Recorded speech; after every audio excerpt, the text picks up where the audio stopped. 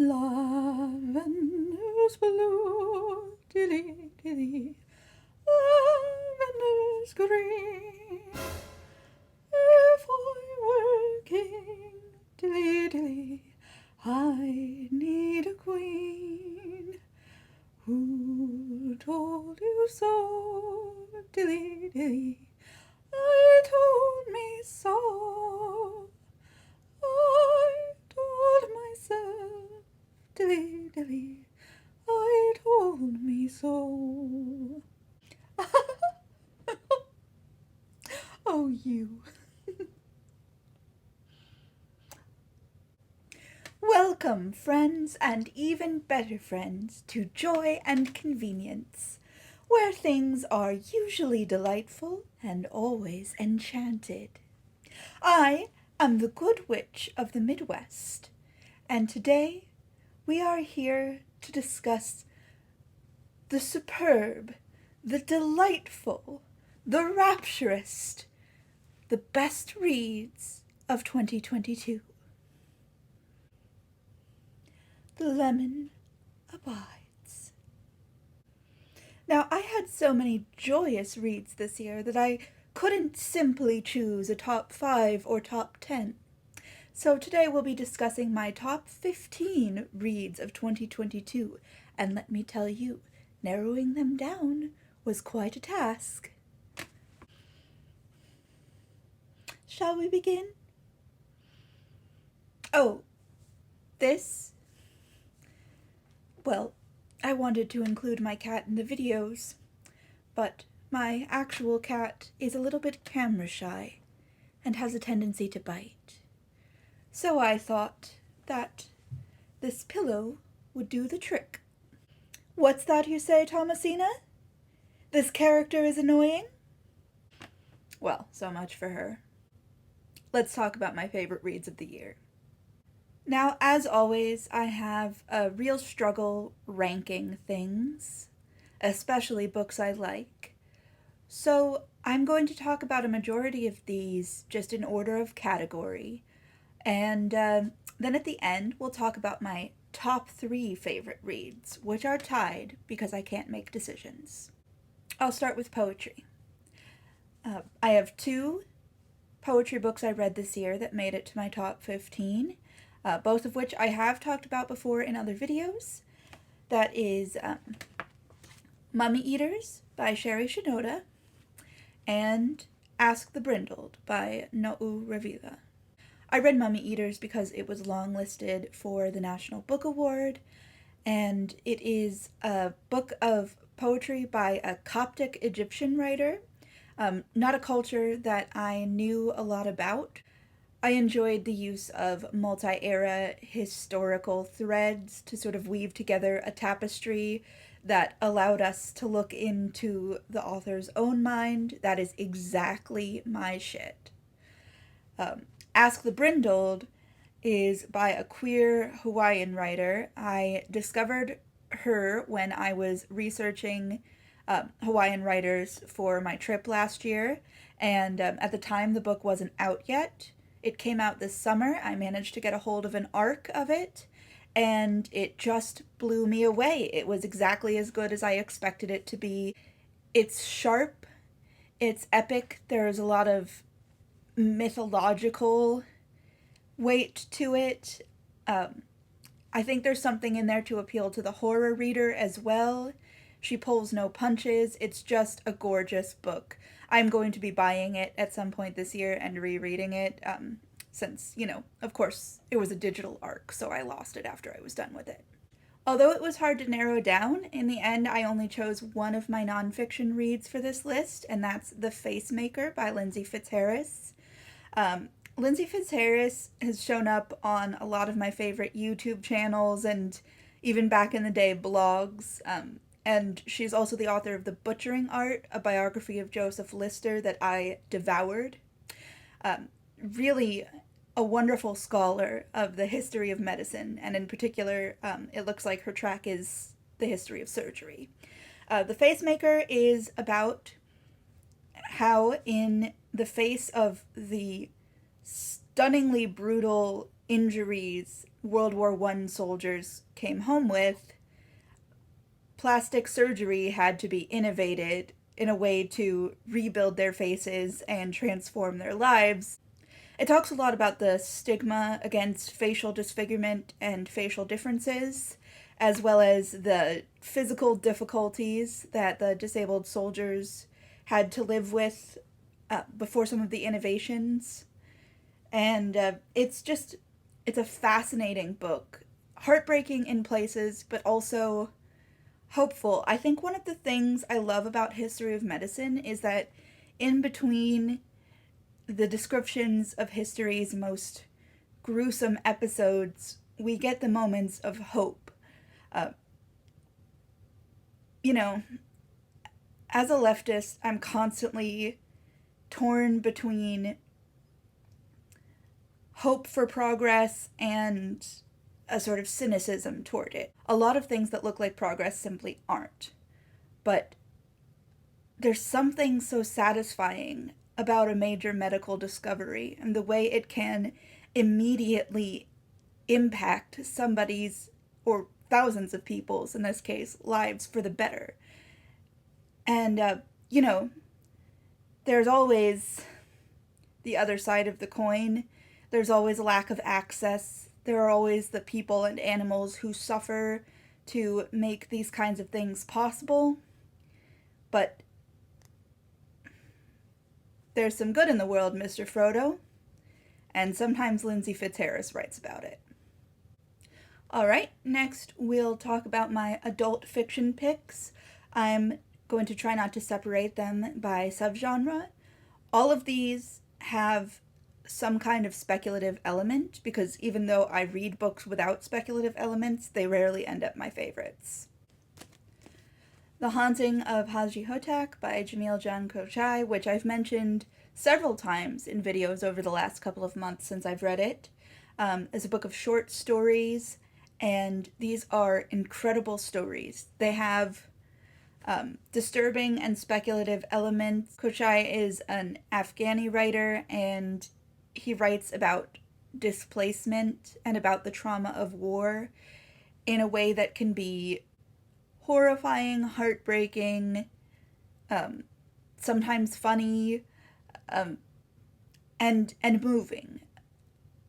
All of those things being held in the balance at the same time, and in trim stories that never feel too long, that are very loosely connected, but still kept me reading as though I were reading a page-turner of a novel. It's just such an accomplishment. I've said it so many times, but I can't say it enough. Read this book.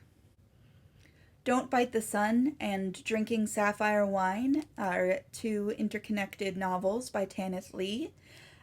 They take place in the fictional space utopia of 4BEE, and this is a utopian city run by robots, and the main character is a malcontent with the utopian lifestyle who wants something more. They are predominantly female, but they do spend part of these books male as well, because one of the features of this society is that people can change out the bodies they live in and often change sexes. As I've said in previous videos, because these are from the 70s, there's a certain amount of gender essentialism and heteronormativity that can be a little bit painful at times, but I just think that she was so close to getting it, and that there is so much to sink your teeth into in these two books. From gorgeous descriptions of this kind of cotton candy space utopia to kind of space cottagecore carved out of a planetary desert. Complex characters with deep exploration of existential dread, almost like you would get from a philosophical novel. And whimsical sci-fi humor too. It's all there, and it's not going to feel modern, because it's not modern. There are things we have come to expect from a lot of our books that are missing here, but and also they're a little bit hard to find, but If you can get a hold of them, I really recommend that you do. I think that people have been sleeping on these. Tanith Lee is known primarily for dark fantasy, but these are well worth the read. Manhunt by Gretchen Felker-Martin got a lot of buzz when it came out early in the year. There was a lot of controversy around it because TERFs don't like when trans women are the heroes in a horror book that depicts TERFs as evil, turns out. But this was a great book. I debated not including it on this list because I found the prose a little bit purple in places, very much the way horror writing used to be stereotyped. But ultimately, there was just so much going on in this book that was deeply moving and thought-provoking. It's one of the most genuinely horrifying horror novels I've ever read, and it stuck with me long, long after I closed it. I think that this is worth reading and discussing as a work, not just as a moment in the cultural zeitgeist. Spear by Nicola Griffith was a one-sitting read for me. Nicola Griffith wrote Hild, which is a chunker of a historical novel with loose fantasy elements that I devoured almost 10 years ago now when it came out. And I've been looking forward to her next release, which turned out to be Spear. It is an Arthurian story, a retelling of the myth of Percival, featuring a queer female Percival. And it very much leans into the kind of Celtic mythology element of the Arthurian legend, as well as just being very contemplative, taking time with the language and the ideas. It's a short novel, but it lingers where it needs to, which is something I really appreciated about it. And on top of that, it does the right thing and makes all of the characters gay.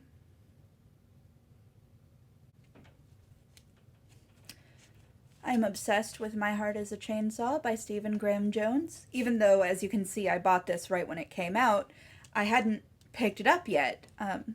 I liked The Only Good Indians a lot, but I found it a sort of slow-paced read, and that's fine. I like that sometimes, but I'm a mood reader, and I wasn't in the mood for that much this year. But My Heart is a Chainsaw is a little bit different. It picks up speed really fast, and I just found the characters so compelling.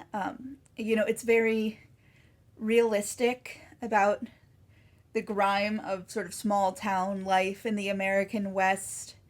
And it doesn't sugarcoat its main character just because she is the center of our empathy.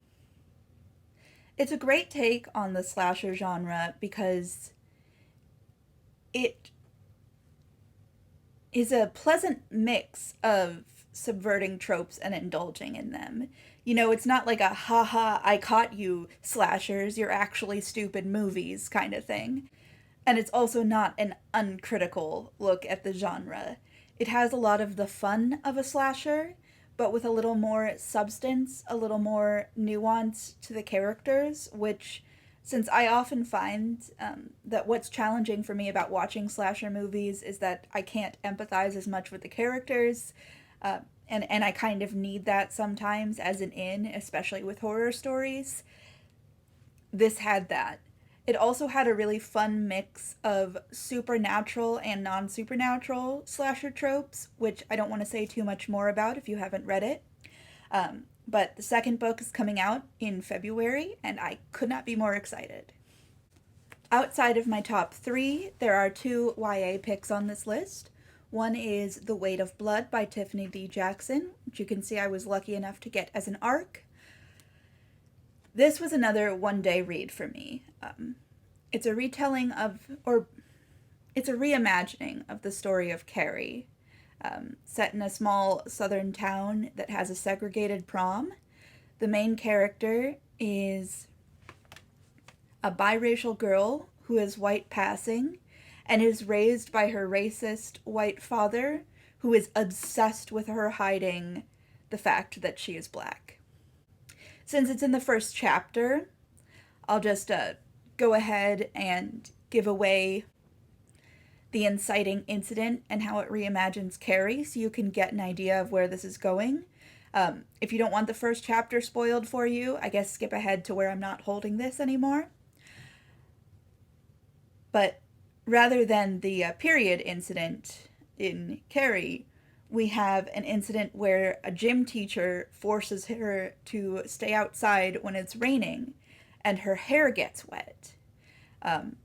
And her curls show, which sort of transforms her in the eyes of her classmates from, white girl nobody likes, but who's quiet and unremarkable, to a black girl who's been hiding amongst them this whole time. And the racism is immediate and virulent from all corners. It is a harrowing scene. Most of this book is harrowing, and yet the love story that we see a seed of in Carrie is really beautifully developed, and there's this kind of sweetness and hope at the core of the story that makes it so compelling. It exaggerates the intensity of the horror, but it also makes it stick with you longer. It's just, Tiffany D. Jackson is such a deft writer, and I can't believe I hadn't read her before now. I am going to be going through her backlist when I get the chance, because wow. Just wow. And I've talked about this one recently as well, but I read And I Darken by Kiersten White, and I was blown away by this one. Stupid title, mediocre cover, but don't skip it. This is beautifully written, epic historical fiction, and the twist is that it's about a young Vlad the Impaler, but instead of a boy, it's a girl. It's Rule 63 history fan fiction, but I'm not trying to diminish it by describing it that way. The writing's incredible, the characters are absolutely compelling, and I can't wait to see where the rest of this trilogy goes. I mean, I know the broad strokes of history, but there's something so compelling about seeing every twist and turn that these characters' minds take.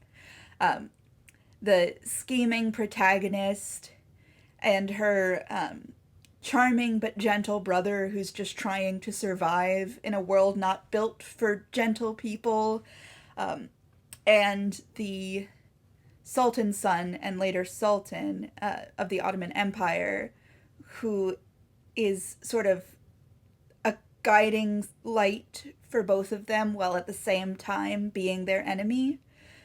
These three characters are they're so well drawn and deeply intertwined that even though I know in general what's going to happen, the specifics have me on the edge of my seat. I struggled here because I wanted to include more than one of the middle grade novels I read, but there were just so many good things I read this year that a lot of them got edged out. The one I ended up including was Small Town Pride by Phil Stamper. This book was so moving. It's a book that couldn't have existed when I was a little kid, but that I desperately wish had, because it would have meant so much to me. It's about a 10-year-old, 10 or 11, maybe even a kid. I think he's starting middle school or something. It's about a kid in a tiny Ohio town who comes out to his parents, and whose parents, in a well-meaning but poorly calculated gesture, raise a big pride flag in their yard, causing the whole town to have a complete meltdown. His response to this is to try to arrange a pride festival in his town to show that there is, in fact, support for the LGBT community there. It's a wild ride, and it is just, God, my heart. I mentioned this book to my friend who's a high school English teacher, and she said, Phil Stamper's YA books have made her cry just as much as I cried during this one, so those are on my list now. Oh my god. And finally, my top 3 reads of 2022. I simply could not decide between these. I'm not ranking any of these over the others. They were all top tier for me. Lapvona by Ottessa Moshfegh, The Tiger Flew by Larissa Lai, and Iron Widow by Xiran Zhao. What do these books all have in common? They're all well-written novels by fearless, angry women and non-binary folks. Other than that, they're pretty different. Ottessa Moshfegh is big in the literary world, and also on TikTok. So you may have seen some discussion of Lapvona.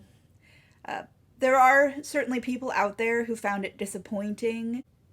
There's a review of it from a professional literary critic that went around in the most scathing reviews of the year's compilations. The criticism tends to be either that it's too emptily, pointlessly grotesque or too moralistic.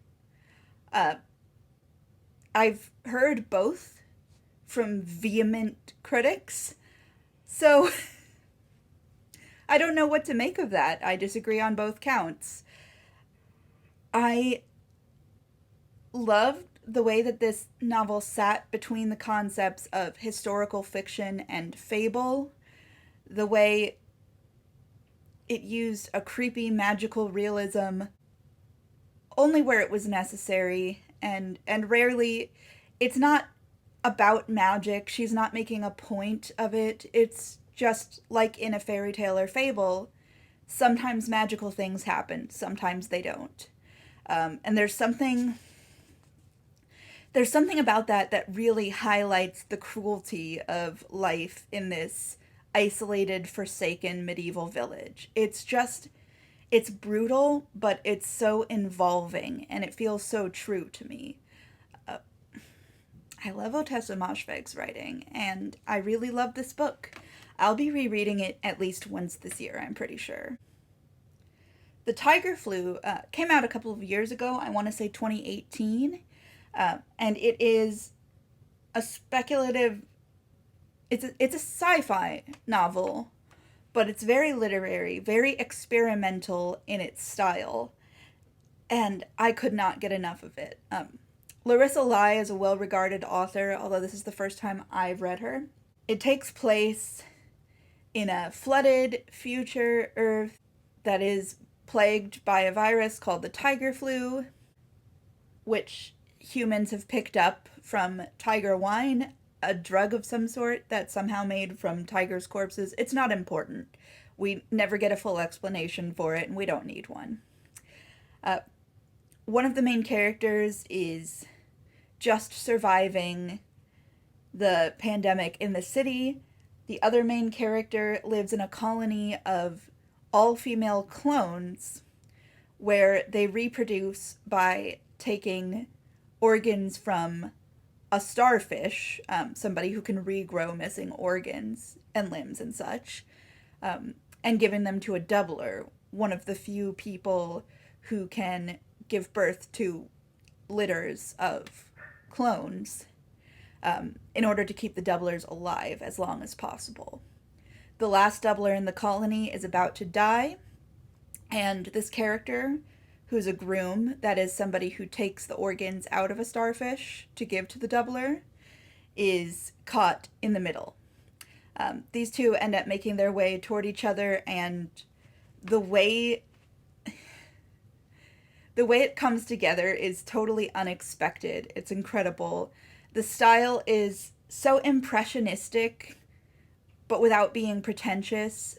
The language is musical and playful. It's a wonderful read, and while this did get good reviews when it came out, I just haven't seen that many people talk about it. So let's send this one around again. Pick it up. Let's talk about it. Finally, Iron Widow. It's a young adult novel that reimagines the story of Empress Wu Zetian as a young woman who pilots key-powered mech suits to fight space robots. Which doesn't normally sound like my kind of thing, but I loved every second of this book. It is so angry. The main character is simply furious from beginning to end, and nothing can stand in her way. Not because it doesn't try, but because any leverage that the powerful think they have over her is simply steamrolled by the power of her rage. It's such a compelling story to tell about a teenage female protagonist. Teenage girls... You know what? Teenage girls should get to kill more people as a treat, I think. So don't skip this one, even if you're like me and you don't care about robots. Well, thank you for joining me for my most joyous reads of 2022. I am the Good Witch of the Midwest, the Lemon Abides, and...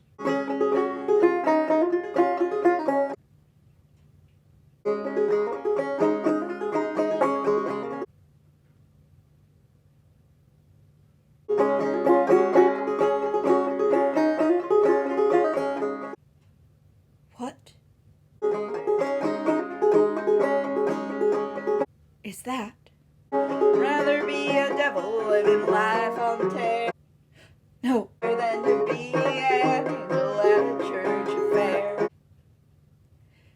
It can't be. Like electric sound in the deep of the night, burning down the house along with everything inside. I ain't angry or a nut, just to give people some. Quiet in the head, ain't no way to get it done. If you're gonna raise a ruckus, one word of advice: if you're gonna do wrong, buddy, do wrong right. If you're gonna do wrong, buddy, do wrong right. If you're gonna do wrong, buddy, do wrong right.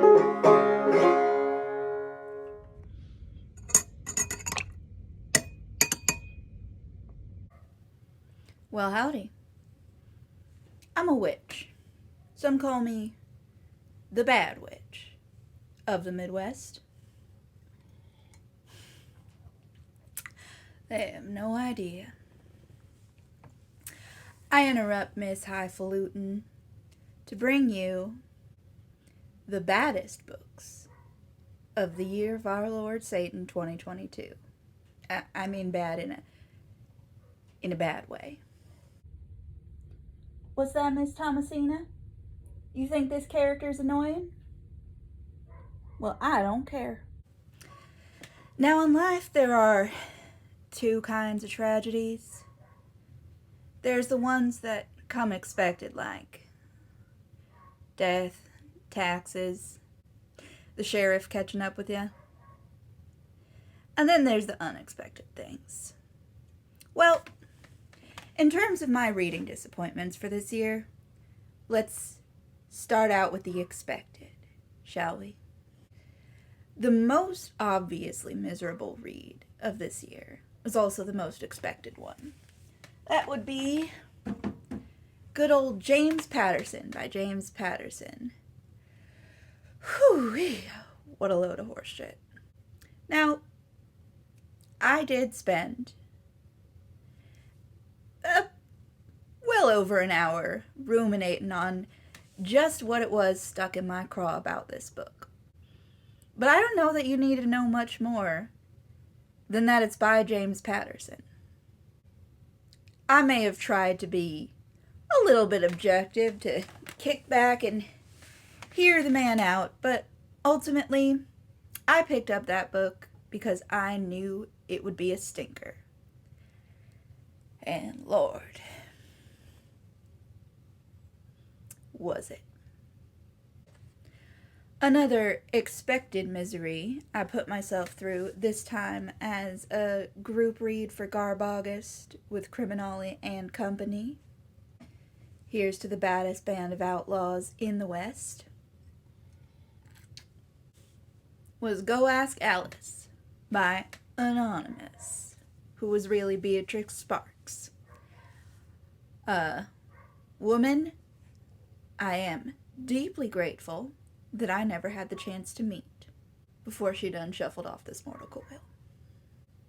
This book is the fake diary of a teenage girl in the 70s who is supposed to have become addicted to drugs and eventually expired due to her addiction.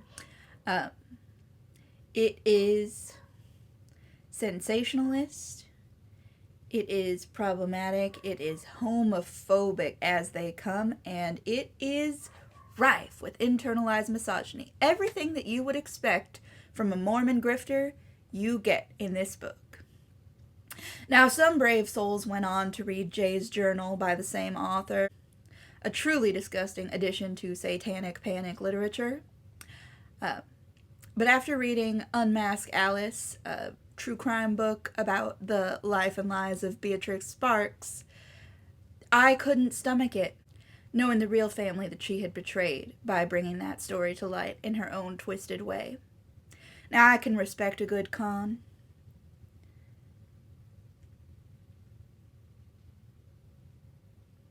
End of sentence. And for the final expected disappointment, another Garb-August read, Fanny Hill by John Cleland. I have read articles that claimed that this book was controversial because it so-called focused on a woman's pleasure. This is a book written by a man for men. And if that's not enough to turn you off of it, then oh boy, I've got a shortcut past the Oregon Trail to sell you. No cannibalism involved. Really, though, the misogyny and homophobia rife in this text were among the things that made it such a, well, a nauseating read for me. But I saw that coming. It was on purpose. It was for a project. These next few have no excuse. As I said, some troubles are as predictable as the doctor unscrewing his jar of leeches. But some troubles, well, they take you by surprise. Like Doc saying, I'm glad to see you in today. I've just read the most interesting study on the medicinal effects of ammonia. There's just no accounting for it.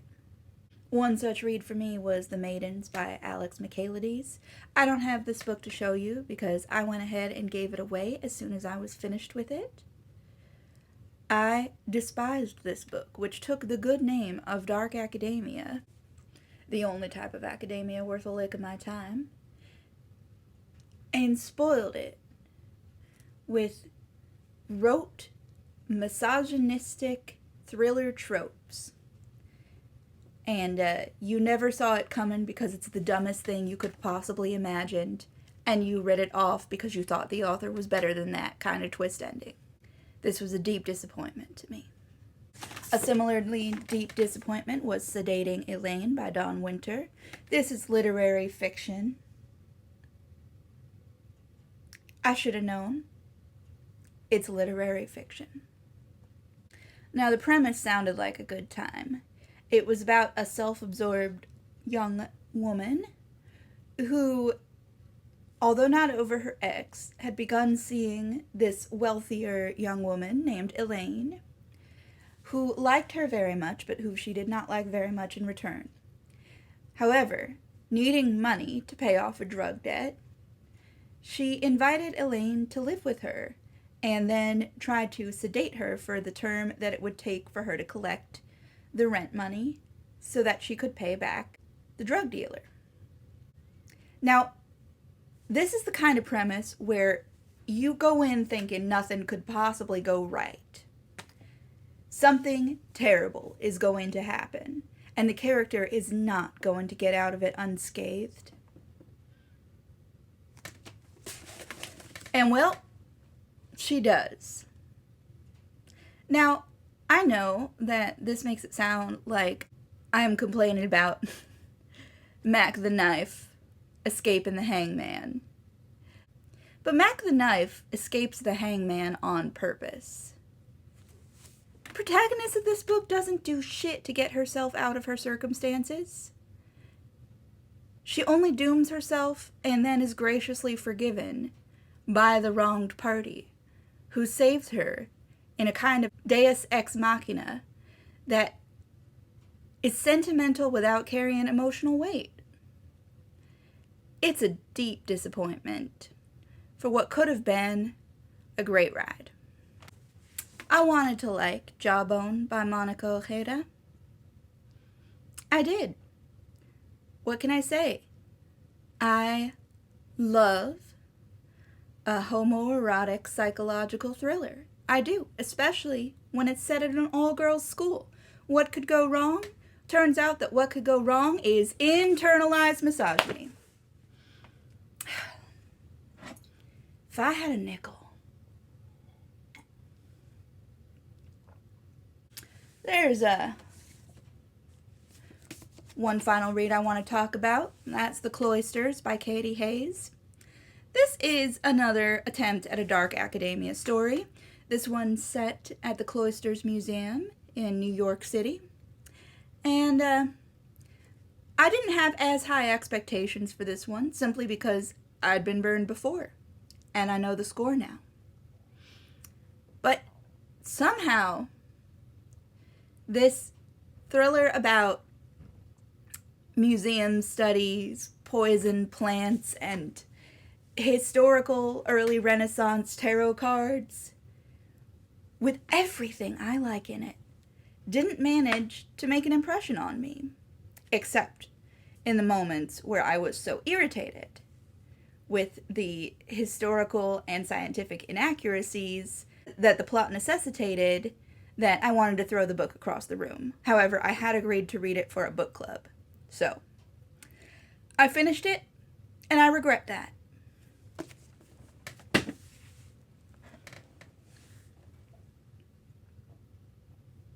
No other regrets. Just those books. Phew.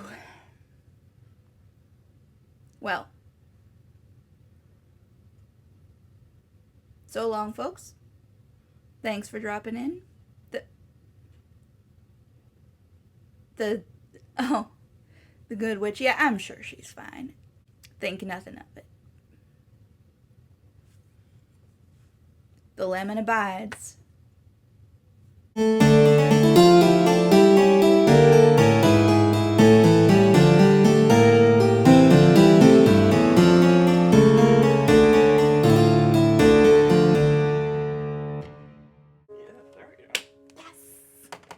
We went through different high fives there. Yeah, we did. Do you want to try again? Yeah, you have to fucking... Yeah! Yeah!